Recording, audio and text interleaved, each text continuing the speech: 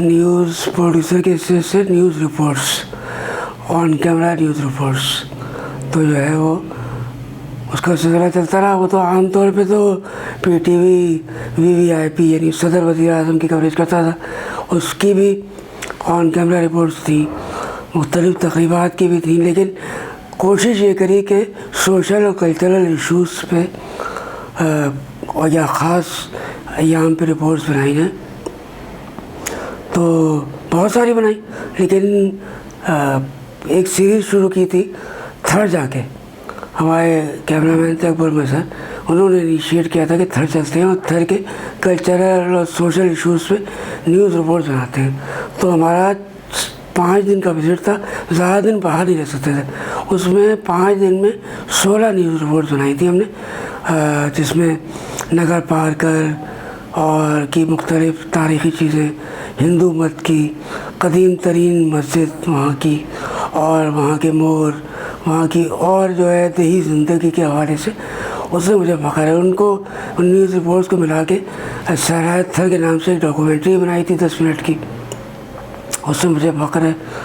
उसके अलावा जो है डिज़ास्टर रिपोर्टिंग करी, उससे ज़्यादा मुझे फ़ख्र है। ख़ास तौर पे मुझे, वैसे तो रिपोर्टिंग का सिलसिला जारी रहा, डिज़ास्टर की रिपोर्टिंग पे मुझे फ़ख्र है। 2004 के आखिर की बात है, सुनामी को ने मशरक़ बईद को ख़ास तौर पे इंडोनेशिया को अपनी लपेट में ले लिया था। उस ज़माने में शौक़ हुआ, मेरी एक नेचर रही कि जो अहम वाक़या हो और जो बात समझ में ना आए उसको देखा जाए। तो सुनामी के बारे में पता नहीं था, तो उस बारे में तफसील से पढ़ा, मालूम सुनामी क्या है।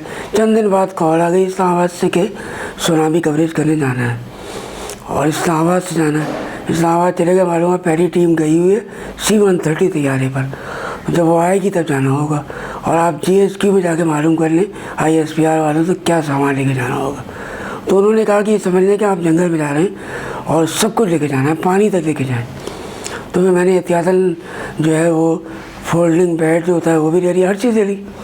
जब वहाँ पहुँचे तो पहले श्रीलंका C-130 था, वो चूँकि टीवी पे ज़माने में ज़्यादा न्यूज़ रिपोर्ट्स थी, तो पाकिस्तान मुसल्लह अफवाज के लोग भी ज़्यादा जानते थे और सरकारी होते थे ज़्यादा जानते थे, पब्लिक में भी था, मीडिया के लोग जानते थे।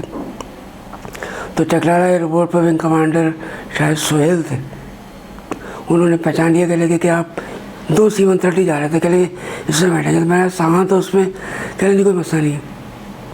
तो उनके साथ बैठे तो उसका फ़ायदा ये हुआ कि वो कॉकपिट में बुलाते रहे बार बार। श्रीलंका में एक रात स्टे किया था हम लोगों ने, 3-3.5 घंटे का श्रीलंका का रास्ता था।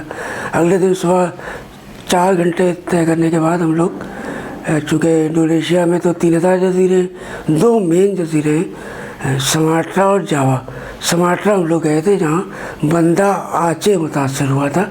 बंदा आचे का नाम भी मैं भी नहीं जानता था, बहुत से लोग नहीं जानते होंगे, लेकिन एक बहुत बड़ा शहर था और रकबे में हैदराबाद के बराबर होगा, लेकिन था बहुत मॉडर्न। चूँकि इंडोनेशिया ओपेक कंट्री का रुकन है, तो बहुत मॉडर्न और जदीद तरीन था।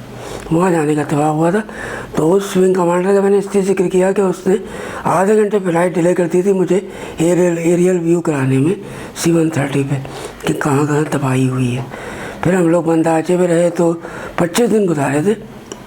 इस दौरान आसपास के जजीरे और इलाके, सामालांगो, लेमनो वगैरह वगैरह हम लोग गए थे। पाकिस्तान का इमदादी जहाज़ भी आया था, PNS नसर, उसकी भी कवरेज की थी।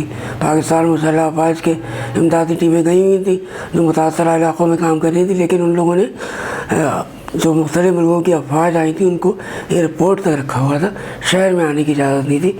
शहर में एक खाली एक बिल्डिंग थी, बहुत अच्छी बनी हुई थी, उसमें हम लोगों को ठहराया गया था। एक मंजिल ही थी वो ग्राउंड फ्लोर पे, उसके आसपास का मंजर बड़ा अच्छा था, एक खूबसूरत झील और सरसब्ज़ शादाब, और इलाका बहुत ही सरसब्ज़ था, ज़ाहिर बहुत ही सरसब्ज़ शादाब, कुदरती हुस्न, और आधा शहर बिल्कुल तबाह हो गया था। वहाँ देख के वाकई अल्लाह ताला याद आ गया कि सफ़ाई हस्ती से मिट गया था।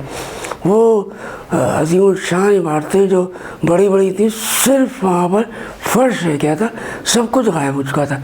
और कारें ऐसी थी जैसे किसी बच्चे के प्लास्टिक के खिलौने को कुचल दिया किसी ने। और हैरत ये हुई कि اسی علاقے میں بندہ آچے کہ اس علاقے میں 2 مسجدیں میں نے خود اپنی آنکھوں سے دیکھی جس کے شیشے سلامت تھے، شیشے۔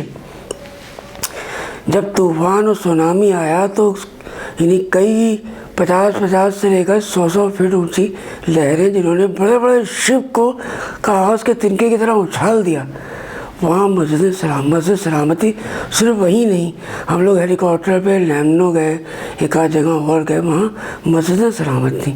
یہ حیرت ہوئی۔ پھر کچھ لوگوں نے کہا تھا خدا کا عذاب ہے، میں تو نہیں سمجھتا عذاب ہے، کیونکہ وہاں کے جو لوگ تھے وہ ہم سے زیادہ نمازی پرہیزگار میں نے تو دیکھا۔